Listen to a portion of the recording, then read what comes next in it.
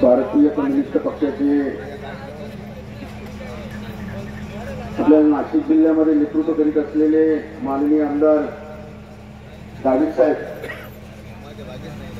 त्यांच्या नेतृत्वाखाली 2017 साली लॉंग मार्च या ठिकाणून नाशिक मधून मुंबईपर्यंत काढण्यात आला।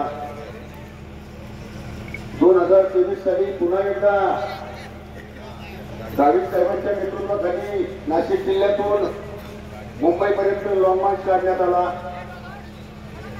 वेळोवेळी शासनाने आश्वासनं दिले, परंतु आश्वासनं पूर्ण काही करू शकले नाही।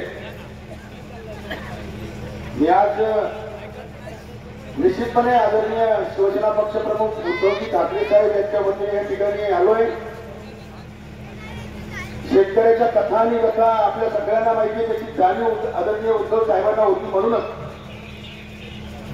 सरकारमध्ये ठाकरे सरकार आलं आणि ठाकरे सरकार आल्यानंतर या ठिकाणी पहिल्याच 6 महिन्यामध्ये 2 लाख रुपयापर्यंतची कर्जमाफी देण्याचं काम ठाकरे सरकारच्या माध्यमातून या ठिकाणी झालं। 2 वेळा मुंबईपर्यंत आमचा आदिवासी बांधव या ठिकाणून पायी दिल्ली काढतो, पायी त्या ठिकाणी जातो, लॉंग मार्च काढतो। अनेकांचे पाय रक्तबंबाळ झाले होते। ऊन वारा पाऊस या सगळ्यांना झेलत आमचा आदिवासी बांधव या ठिकाणून मुंबईपर्यंत जातो। त्याची कदर सुद्धा या शासनाला येत नाही, गेंड्याच्या कातड्याच्या शासनाला येत नाही। जेव्हा अशा निर्लज्ज लोकांना धडा शिकवण्यासाठी आज पुन्हा एकदा सर्व बांधवांना घेऊन आदरणीय गावित साहेबांनी या ठिकाणी नाशिक जिल्ह्यामध्ये गेल्या 8 दिवसापासून डोळे ठोकून बसलाय।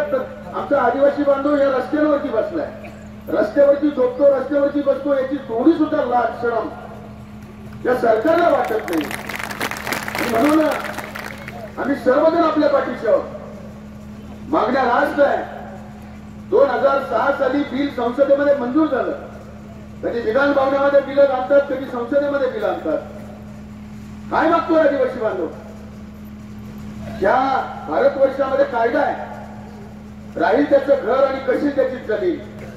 जर वर्षानुवर्ष आमचा आदिवासी बांधव या ठिकाणी